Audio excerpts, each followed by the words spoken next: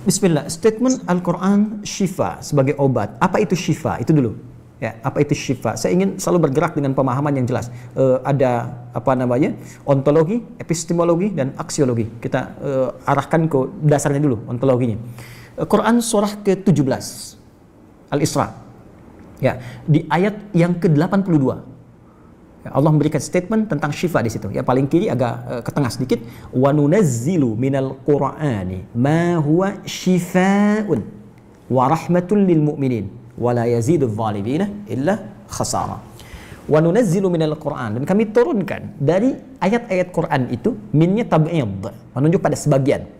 Jadi nanti ayat Quran itu punya banyak keutamaan. Setiap ayatnya itu keutamaan pedomannya ke A, keistimewaannya bisa A, nanti yang lain bisa B, bisa C. Ada terkait dengan penyakit, ada terkait dengan kesuksesan, ada terkait dengan karir, dengan macam-macam.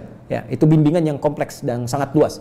Nah, ada sebagian ayat Quran itu yang ayatnya memberi petunjuk langsung berfungsi sebagai syifa. Ya, wa rahmatul lil mu'minin, ada ayat lain berfungsi sebagai rahmat. Tapi ingat, lil mu'minin, bagi orang-orang yang yakin, tanpa ragu. Jadi kalau kita ingin berinteraksi dengan Al-Quran, kaidah pertamanya jangan pernah ragu. Ya, Quran surah kedua ayat 2. Dzalikal kitabu la raiba fi. Semua isi Al-Quran akan jadi petunjuk hudan lil muttaqin, bagi orang takwa. Syaratnya la raiba fi. Jangan ragukan sedikit pun. Anda ragu, Anda tidak mendapat manfaatnya. Oke, sekarang kita kembali. Apa itu syifa? Syifa sering diterjemahkan dengan obat. Ya, penawar. Syifa sesungguhnya punya arti yang lebih luas. Ya, obat itu di dalam Al-Quran, bahasa diksi Al-Quran, juga hadis, bahkan standar bahasa Arab biasa, itu setidaknya punya dua ya, diksi dari dua kasus yang terjadi. Ya. Satu begini, jika penyakit ya, yang butuh obat, penyakitnya itu berupa penyakit fisik saja, secara fisikal. Misal, saya katakan misalnya sakit gigi, fisik ya, fisik saya yang kena. Kemudian sakit perut, sakit kepala. Itu penyakitnya disebut dengan daun. Daun. Oke? Penawarnya, obatnya disebut dengan dawaun. Ini. Baik kan? Ya. Karena itu ada kalimat begini yang disandarkan pada Nabi SAW, likulli da'in dawaun. Di setiap penyakit fisik itu mesti punya keyakinan pasti ada obatnya. Jelas ya? Nah, yang kedua, ada jenis penyakit terkait dengan fisik juga, tapi sudah melewati batas-batas dawa. Jadi ini menggunakan obat medis standar, ya, ini susah. Bahkan sebagian mengatakan, dokter mengatakan, wah ini nggak bisa nih, udah give up gitu kan? It's impossible, ini nggak mungkin, ya. Jadi sudah give up di sini, ini udah nggak memungkinkan. Nah. Atau yang kedua, penyakitnya tidak terkait dengan fisik secara langsung, tapi ada yang terkait dengan aspek-aspek psikal, ya. Secara psikologis, penyakit hati, iri hati, dengki, dan dendam, dan itu juga berpengaruh kepada fisik, tapi sudah melampaui batas fisik. Orang iri hati kan fisiknya terganggu, kayak enak makan, kan? Ya, pusing, tidur, bahkan tidur pun masih nggak enak, ngigonya juga masih dengki juga, gara-gara kamu nih tidur, masih keluar kalimat itu, ya, nggak enak kan? Dan nggak mungkin berobat mencari dawa, nggak mungkin. Ya, silahkan cek ke rumah sakit, ada poli dendam, poli iri hati, nggak mungkin. Ya, yang ada poli gigi, poli mata, kan? Ya, poli iri hati, poli dendam, nggak ada, poligami nggak ada di rumah sakit. Anda nggak mungkin menemukan itu. Ya, nah maka penyakit yang lebih lekat kepada aspek non fisik itu seringkali diistilahkan oleh Al-Quran dengan kata marad namanya, maradun. Ya, penyakit hati. Karena itu ketika Allah menyifati orang munafik yang hatinya bermasalah, Allah tidak menyebutkan kata daun, tapi menyebutkan kata marad. Silahkan cek di Quran surah kedua Al-Baqarah ayat 10. Fi qulubihim marad. Ya, di dalam hati mereka ada penyakit. Hati yang di sini bukan hati fisik ya. Ya, tapi sumber kehidupan kita. yang ditetapkan oleh roh. Nanti ketika fisik itu mulai sempurna selama 4 bulan jadi mudghah.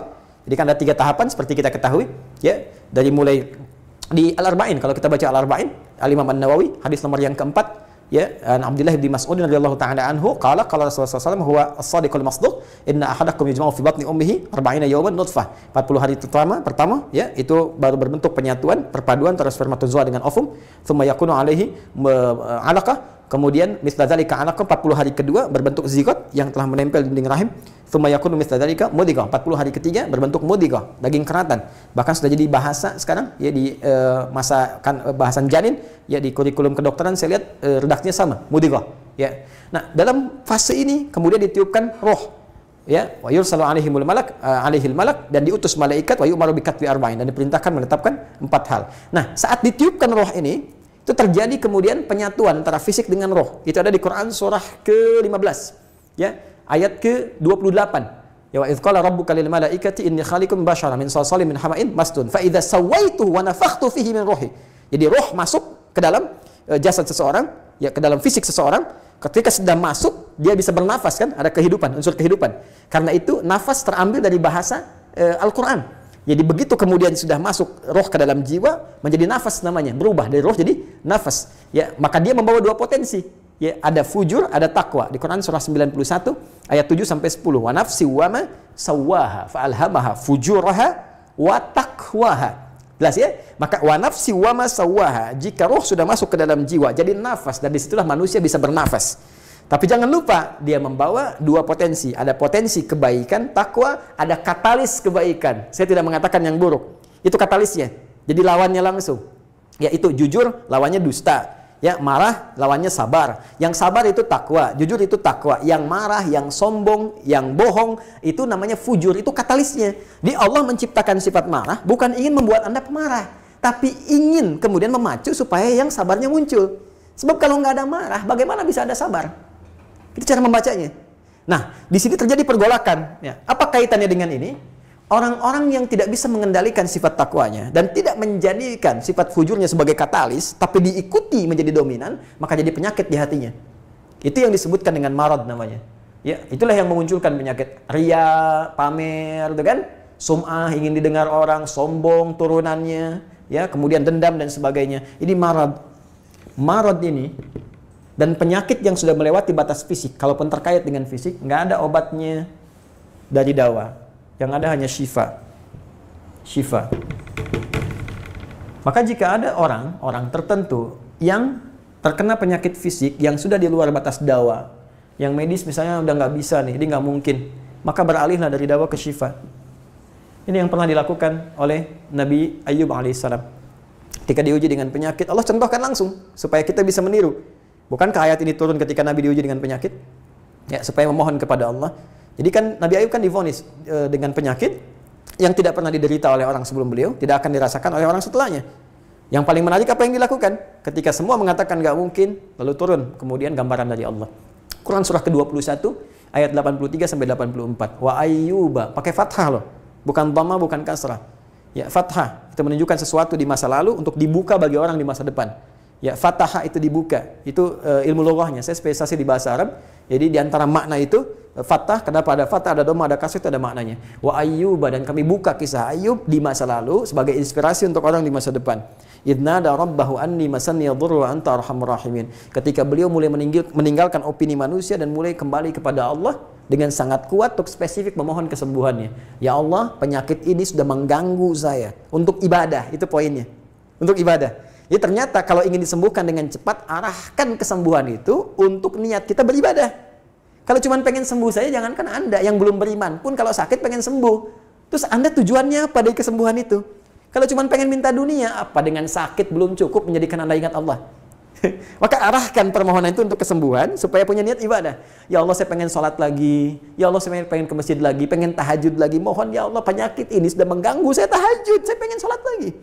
Wa anta arhamur rahimin, sedangkan Engkau yang paling sayang kepada saya. Kalau yang Maha Penyayang saja tidak menyembuhkan saya, kepada siapa lagi saya mesti memohon? Anda tahu apa yang terjadi? Begitu kalimat itu muncul dengan penuh kekuatan, keyakinan, visi yang benar, memanggil Allah dengan panggilan yang sangat halus, lembut, ya, terasa ke dalam jiwa, Maka jawabannya tidak menunggu lama. Fastajabna lahu fakashafna ma bi min dhurrin wa atainahu ahlahu mithlahu ma'ahum rahmatan min indina wa dzikra lil 'abidin. Lihat ujung ayatnya. Kami langsung sembuhkan penyakitnya. Kami singkapkan semua rasa sakitnya. Kami kembalikan semua yang dia rasakan rugi.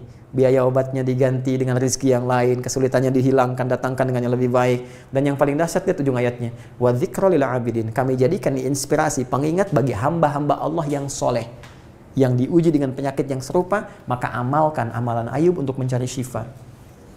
Ya, maka ini ikhtiarnya. Termasuk syifa, bisa mengobati penyakit hati. Nah, lalu sekarang apa terapannya? Karena disebutkan ada ayat-ayat Quran berfokus sebagai syifa. Ya, ini yang digunakan sebagai zikir diantaranya. Apa itu? Tadi saya sampaikan Al-Fatihah. Ya, itu lengkap. Al-Fatihah itu disebut syafiyah. Surah syafiyah, surat penyembuh. Silahkan Anda buka semua kitab tafsir. Di antara fadilah surah Al-Fatihah, kisah pertamanya adalah kisah seorang kepala suku di Arab yang digigit kalajengking. Bayangkan, kalajengking Arab pada saat itu. Ya, dan sudah kena racun dan sulit, orang semua sudah give up, ini nggak mungkin. Ya, apa yang terjadi? Ditemukan sahabat Nabi, secara singkat diketahui, ditanya ada yang bisa menyembuhkan, mereka berkata Allah yang menyembuhkan, tapi kami bisa berikhtiar. Dipanggil mereka, dibacakan Al-Fatihah sekali bacaan, tanpa diulang-ulang, tanpa pakai alat-alat tertentu, tiba-tiba syufia disembuhkan sampai diberikan hadiah berupa beberapa kambing. Tapi mereka, mohon maaf izin, Ibu Rektor dan sebagainya, mereka khawatir jadi gratifikasi. Dibawalah kambing itu kepada Nabi, disampaikan, boleh nggak makan dari sini? Jawab Nabinya apa? Dari mana kalian tahu kalau surat itu bisa berfungsi menyembuhkan? Al-Fatihah. Tapi gimana cara baca Al-Fatihahnya? Karena dulu orang sekali baca sembuh, sekarang orang 1000 kali malah nambah penyakit. Apa yang salah? Nah, berarti nanti ada terapan lagi ilmu yang lain, kan? Nanti ada surah ke-26, Asy-Syu'ara ayat 80, itu zikirnya Nabi Ibrahim.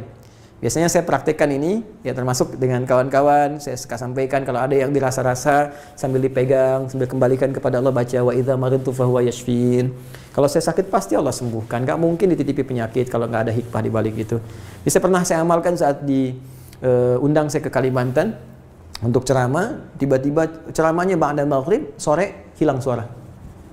Hilang. Sama sekali nggak ada. Ya begitu sholat, ya kita sama amalkan tadi dengan penuh keyakinan, minta ikhtiar juga pakai fresh care gini, tapi kita minta ya Allah, ya wa idza maridtu fahuwa yashfin, kalau saya sakit pasti Allah sembuhkan. Nggak mungkin ditugaskan kalau Allah nggak berikan perangkatnya, pasti diberikan. Anda tahu apa yang terjadi? Begitu ngimamin maghrib, suara keluar serak-serak basah. Begitu tausiah, keluar sempurna. Ba'da isya nyambung, keluar sempurna. Habis ceramah, hilang lagi suara. Hilang lagi suaranya, supaya disuruh istirahat, gak banyak nanya orang gitu kan. Tapi itu menarik. Dan puncaknya tadi, Quran surah ke-21 ayat 83 sampai dengan 84. Tergantung kasusnya. Kalau di kasusnya misalnya kasus, mohon maaf, ya terkait dengan kehamilan, nanti ada lagi yang lain ayat-ayatnya. Ya. Misal di Quran surah ketiga ayat 38 sampai 39. Nanti di Quran surah ke-19 menjelang persalinan dari ayat ke-25 sampai dengan ayat ke-26. Nanti di Quran pas kalau sudah berkembang janinnya, ada di Quran surah ke-7 misalnya ayat 189 dengan doanya dan turunan lainnya. Bahkan bisa diamati teman-teman yang di SPOG misalnya atau di kebidanan, ada nanti ayat-ayat spesifik. Quran surah ke-22 ayat yang kelima, ya ada di Quran surah ke-23 Al-Mu'minunnya, ya ayat 11 sampai 13 itu lengkap sekali. Kita bisa gali sampai ke situ. Itu yang kita maksudkan syifa. Jadi keluarkan ayat-ayatnya, tapi bukan sekedar dibaca, dalami isinya. Sehingga paham apa yang harus dilakukan. Karena di sini nanti ada konsep ikhtiar juga. Ikhtiarnya bagaimana, ya secara medisnya seperti apa, dan pertolongan kepada Allahnya bagaimana. Terakhir Nabi pernah datangi seseorang, dia minta disembuhkan. Ya Allah, ya Rasulullah, si fulan sakit, tolong sembuhkan.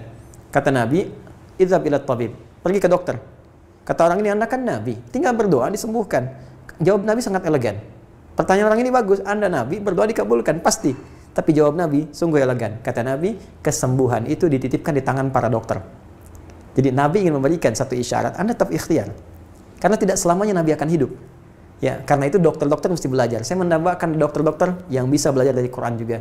Saya mengharapkan nanti ada dokter mata yang hafal, ya, misalnya ayat-ayat tentang doa, ayat tentang mata, ya, riset tentang ayat-ayat mata, hadis-hadisnya apa, sehingga Anda bisa menerapkan resep-resep yang indah. Ya, aduh, kenapa nih dok, mata saya nih nggak bisa dikontrol nih, sakit. Kenapa? Saya kalau ngelihat tetangga beli kulkas sakit, kan nggak bisa dikasih obat tuh ya. Anda bisa kasih resep Quran surat sekian, ayat sekian, sekian. Nah, itu yang banyak kejadian sekarang. Ya, orang matanya sehat tapi tidak bisa membedakan mana milik dia, mana milik orang lain. Demikian juga dengan yang lainnya. Itulah syifa. Wallahu ta'ala a'lam bishawab.